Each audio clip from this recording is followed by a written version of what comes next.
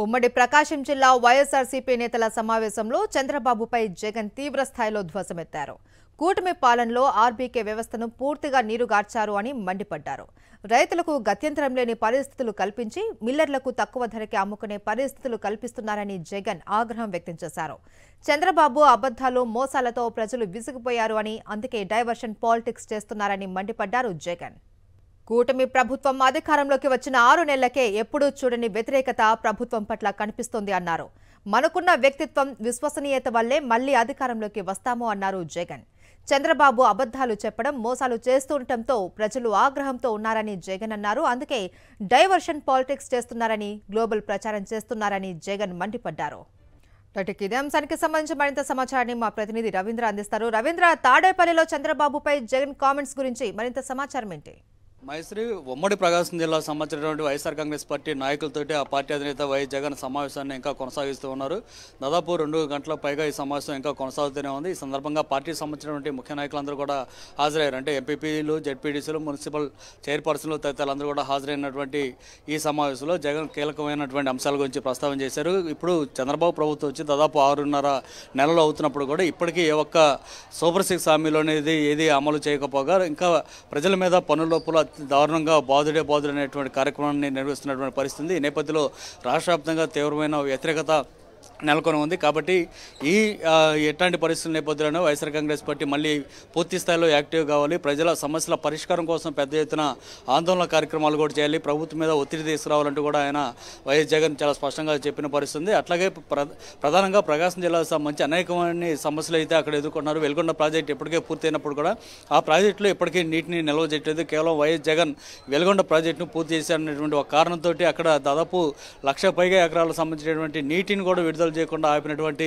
కుట్ర రాజకీయాలు జరుగుతూ ఉన్నటువంటి పరిస్థితి గురించి కూడా వైఎస్ జగన్ ప్రస్తావించారు. అట్లాగే కొన్ని దశాబ్దాలుగా ఒక కలగా మిగిలిపోయినటువంటి రామాయపట్నం పోర్టుని వైఎస్ జగన్ తన హయాంలో పూర్తి చేశారు.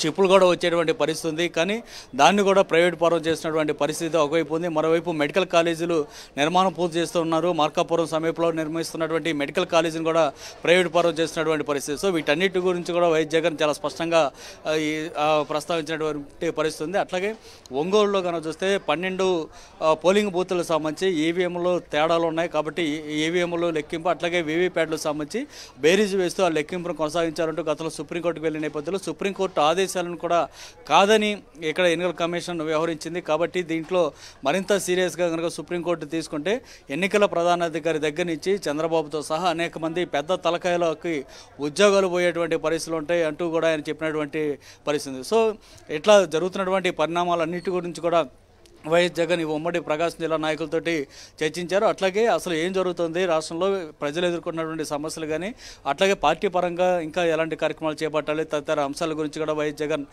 పార్టీకి సంబంధించినటువంటి నాయకులందరితో కూడా మాట్లాడుతున్నారు. 1 by 1 అందరితో స్వయంగా మాట్లాడుతూ పరిస్థితుల గురించి కూడా తెలుసుకుంటున్నారు. ఈ సమావేశం ఇంకా కొనసాగుతూనే ఉంది. రానున్న రోజుల్లో పార్టీ ఇప్పటికే కొన్ని ఉద్యమాలకు కూడా పిలువిచ్చింది. ఈ నెల 13వ తారీఖున రైతాంగ సమస్యల మీద, 27వ తారీఖున పెంచిన కరెంటు ఛార్జీలను తగ్గించాలని డిమాండ్ చేస్తూ చేసేటువంటి ఉద్యమం కానీ, జనవరి 3న చేయబోతున్నటువంటి ఫీజు రియంబర్స్మెంట్ నిధులను విడుదల చేయాలని కోరుతూ చేసేటువంటి ఆందోళన కానీ వీటన్నిటి సంబంధించి కూడా పెద్ద ఎత్తున కార్యక్రమాలను చేపట్టాలి, వాటిలో పాల్గొనాలని కూడా వైఎస్ జగన్ పిలుపునిచ్చిన పరిస్థితుంది. అట్లాగే జనవరి 3 లేదా 4వ వారంలో ప్రారంభం కాబోతున్నటువంటి కేడర్తో సమావేశం ఏవైతే ఉందో జగన్ పాల్గొనబోతున్నటువంటి కార్యక్రమాలు వీటితో కూడా పూర్తి స్థాయిలో ఏ విధంగా ముందుకెళ్ళాలి, కేడర్తో సమావేశం సందర్భంగా ఏ విధమైన ఏ అంశాల గురించి చర్చించాలి తదితర అనేక అంశాల గురించి కూడా వైఎస్ జగన్ ఈ కార్యక్రమంలో ప్రస్తావించడం జరిగింది.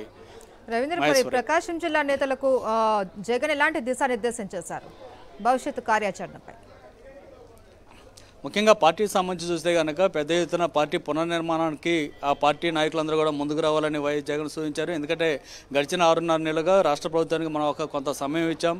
ఈ రాష్ట్ర మొత్తం ఆ ప్రభుత్వం సర్దుబాటు చేసుకొని ఏదైతే గతంలో ఇచ్చినటువంటి సూపర్ 6 హామీలు ఉన్నాయో వాటన్నిటి కూడా అమలు చేయడం కోసం అని చెప్పి గతంలోనే వైఎస్ జగన్ 6 నెలల సమయం ప్రభుత్వానికి ఇచ్చిన నేపథ్యంలో ఆ సమయం ఇప్పుడు పూర్తయింది. కాబట్టి ఇక పార్టీ సంబంధించినటువంటి నాయకులు కానీ కేడర్ కానీ అందరూ కూడా రోడ్డు మీదకి వచ్చి పెద్ద ఎత్తున ఆందోళన చేయాల్సినటువంటి అంశాన్ని వివరించారు. ఎందుకంటే ప్రజలు ఇబ్బందులు పడుతుంటే ప్రజల కోసం వైఎస్ఆర్ కాంగ్రెస్ పార్టీ ఉన్నది. కాబట్టి ఆ ప్రజల సమస్యలను తాము భుజాన వేసుకొని పరిష్కారం కోసం పోరాటం చేయాలని జగన్ పార్టీ నాయకులకైతే పిలుపునిచ్చారు. అట్లాగే ఇంతకుముందు చెప్పినట్టే ఈ 13న 27న 3వ తారీఖున జరగబోతున్నటువంటి కార్యక్రమాల్లో ప్రతి ఒక్కరూ పాల్గొనాలని చెప్పారు. అట్లాగే ప్రతి ఒక్కరూ సోషల్ మీడియా ఖాతాలను పెట్టుకోవడం ద్వారా ఎక్కడ ఏ సమస్య ఉన్నా సరే వెంటనే దాని తాలూకు పోస్టులు సోషల్ మీడియాలో పెట్టే విధంగా కూడా పార్టీ నాయకులందరూ కూడా చర్యలు తీసుకోవాలని జగన్ చెప్పారు. జనవరి 3 లేదా 4వ వారంలో ప్రారంభం కాబోతున్న కేడర్ సమావేశాలలో కూడా ప్రతి నియోజకవర్గం నుంచి కార్యకర్తలందరూ కూడా రావాలి. ప్రతి బుధ గురువారాలు జగన్ అక్కడే ఉండబోతున్నారు. కాబట్టి అవసరం అయితే శుక్రవారం కూడా అక్కడే ఉండే విధంగా నేను ప్లాన్ చేసుకున్నాను. కాబట్టి ఎలాంటి సమస్యలు ఉన్నా కూడా అక్కడ మాట్లాడుకుందాం. పార్టీకి సంబంధించి పునర్నిర్మాణం చేయడంతో పాటు పూర్వ వైభవం తీసుకొచ్చే విధంగా చర్యలు చేపట్టాలి. అందుకోసం పార్టీ కింది స్థాయి బూత్ లెవెల్ కమిటీ దగ్గర నుంచి పెద్ద స్థాయిలో ఎంపీల వరకు కూడా ప్రతి ఒక్కరూ కృతనిశ్చయంతో పనిచేయాలని వైఎస్ జగన్ పార్టీ నాయకులకు దిశానిర్దేశం చేశారు. మహేశ్వరి. రవీందర్, ఇప్పటి వరకు ఉన్న ప్రభుత్వ వైఫల్యాలపైన జగన్ తీవ్ర స్థాయిలో మండిపడ్డారు. మరి దీనిపైన వైఎస్ఆర్సీపీ నేతలు ఏమంటున్నారు జగన్ కామెంట్స్ కి సంబంధించి?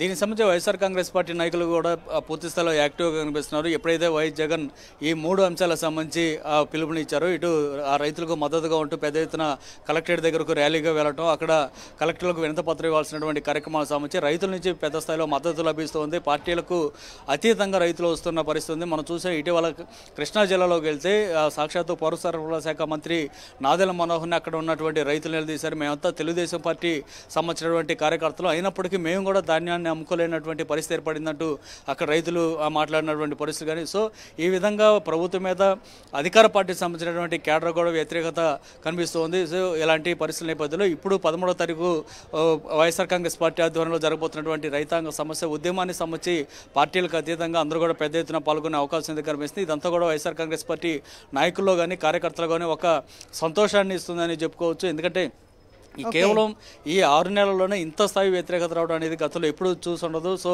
ఇప్పుడు ఈ స్థాయిలో వ్యతిరేకత వస్తున్న నేపథ్యంలో అలాంటి పరిస్థితి నేపథ్యంలో ప్రజలకు, రైతాంగానికి, అన్ని వర్గాల ప్రజలకు వైఎస్ఆర్ కాంగ్రెస్ పార్టీ అండగా నిలిచి పోరాటం చేయాలని పార్టీకి సంబంధించినటువంటి నాయకులు, కార్యకర్తలు కూడా పూర్తిగా రెడీ అయిన పరిస్థితి కనిపిస్తూ ఉంది. Maheshwari. Right, thank you Ravinder.